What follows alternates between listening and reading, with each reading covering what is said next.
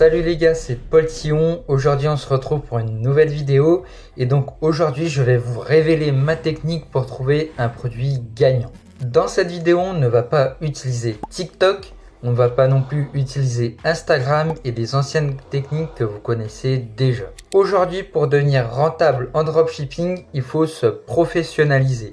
On ne peut plus lancer un produit TikTok au hasard comme en 2020. Donc on se retrouve désormais sur Shop Hunter, ça sera le premier logiciel que nous allons utiliser dans cette vidéo.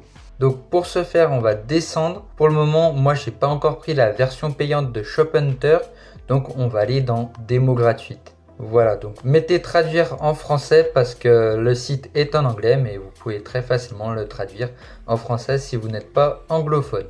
Donc ensuite, l'objectif, ça va être de trouver plusieurs produits et de les sélectionner. Donc pour ce faire, on va prendre la petite barre ici, on va descendre et on va regarder donc ce qui peut être un produit gagnant. Donc là, on a une chaussure à 75 $. Donc pour moi, c'est un peu trop élevé en prix de dropshipping. Et puis, oui, je pense qu'il y a beaucoup de concurrence sur la chaussure. On peut voir les statistiques juste ici. Donc voilà, je vais regarder un petit peu donc sur le site et après dès que je trouve quelques produits, et je reviens vers vous directement.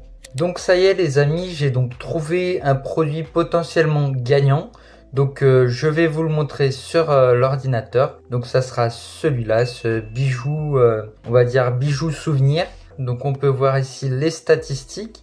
Et donc maintenant ce qu'on va faire, on va faire une capture d'écran et donc on va l'envoyer à ChatGPT pour qu'il analyse tout ça et voilà, qu'il nous dise si c'est un bon produit ou un mauvais produit. Donc allez, c'est parti. Donc cette fois-ci on va se retrouver sur l'écran de mon téléphone car ChatGPT n'a pas l'air de marcher sur mon ordinateur, je ne sais pas pourquoi. Mais en tout cas la version sur téléphone marche très bien, donc c'est parfait pour nous. Donc pour ce faire nous allons donc sélectionner les images. Je vais dans ma galerie, je prends les statistiques et donc l'image du produit. J'envoie à ChatGPT et donc je vais lui demander analyse ce produit. Voilà, pour voir s'il s'agit d'un produit winner. Voilà. Tac. Allez, je lui envoie les deux images et ce prompt et on va voir ce qu'il nous répond. Allez, donc ça y est, ChatGPT a terminé de nous répondre. Il nous dit très bon réflexe de vouloir analyser froidement au lieu de juste dire ça a l'air cool. Ok. Donc ce que montrent les datas. Donc 53 pubs actives, 15 000 $ par jour, 68 000 $ pardon, par semaine. Boutique active depuis 2020, produit lancé en 2021 et donc c'est une croissance récente. Il nous dit donc la marque tourne depuis plusieurs années, il continue à pousser donc les publicités, le produit se vend encore en 2026. Pour lui, il s'agit donc d'un produit émotionnel, un cadeau, une personnalisation, une forte valeur perçue et pas de dépendant à une mode TikTok. Donc il nous dit que le prix est intéressant, donc coût de production estimé entre 5 et 12 $, personnalisation, marge brute fort, permet des pubs rentables. Le client n'achète pas un objet, il achète une mémoire. Ok. Donc il nous donne également quelques conseils, angle émotionnel différent, voilà, autre style de design, autre niche, storytelling fort, branding propre, sinon tu copies, tu meurs. Ok, donc ChatGPT a analysé ce produit pour nous. Alors pour moi je ne conseille pas aux débutants de lancer ce produit car il a dit, ChatGPT a dit que c'était pas sur AliExpress et ça serait assez difficile de trouver un fournisseur.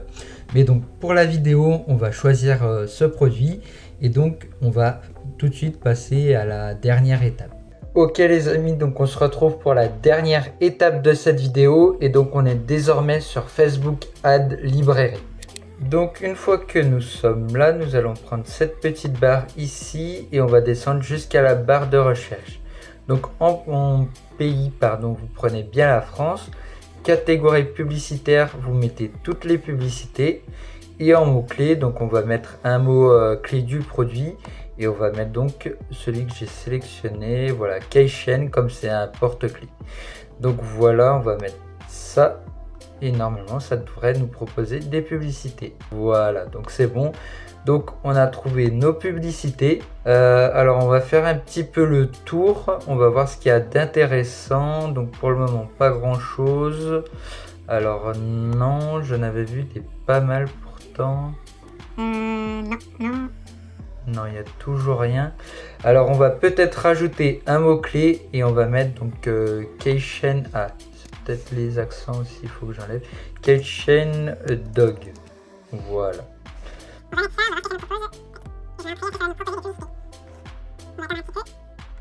Voilà, c'est bon, ça nous a trouvé des publicités. Donc là, donc on a des porte-clés pour chiens qui ont l'air personnalisés, mais c'est pas trop cela qu'on recherche. On va descendre encore un petit peu. Hop, non. Alors ici c'est quoi? Non, c'est pas une vidéo. Ici on peut pas lancer la vidéo, bon tant pis. On va descendre encore un peu. Là, qu'est-ce qu'elle nous propose, la dame? Donc là, c'est bien, on voit la fabrication. Et là, ouais, ça a l'air de ressembler à ce qu'on avait. Donc, ce qu'on va faire, on va remonter un petit peu et on va aller dans voir les détails de la publicité. Voilà, donc c'est bon, on y est. Donc, ok, ça se présente comme ça. Allez, bah, je vais mettre sur pause et on va faire analyser ça par ChatGPT. Ok, donc on est de nouveau sur l'écran de mon téléphone avec ChatGPT. Donc je vais aller dans ma galerie, hop, voilà, photo. Je lui envoie les 3 images que j'ai sélectionnées et il va nous analyser tout ça. Je vais juste écrire un prompt quand même. Peux-tu analyser la pub? Donc c'est envoyé et on va attendre sa réponse. Ok, donc c'est bon, ChatGPT nous a répondu. Donc on va voir ce qu'il nous dit. Donc comme d'habitude, il nous dit très bon réflexe. Là, tu regardes les données en transparence. Donc on peut lire cette pub comme un annonceur. Donc la publicité active depuis longtemps, début le 14 octobre. Donc sûrement le 14 octobre 2025, je pense. Il ne précise pas l'année. Il laisse tourner depuis des mois, donc elle est rentable. Personne ne regarde une pub non rentable aussi longtemps. Signal winner fort. Ciblage large, donc âge entre 18 et 65 ans. Genre, donc c'est à la fois garçon et fille. Diffusion worldwide, sauf en Asie. Ok, donc il n'a pas l'air d'être vendu en Asie d'après ce que je comprends. J'ai vu qu'il était beaucoup vendu en Finlande sur les images, il me semble. Donc ça indique produit grand public, pas besoin d'un ciblage de niche. Meta optimise tout seul. Les winners marchent souvent en board targeting.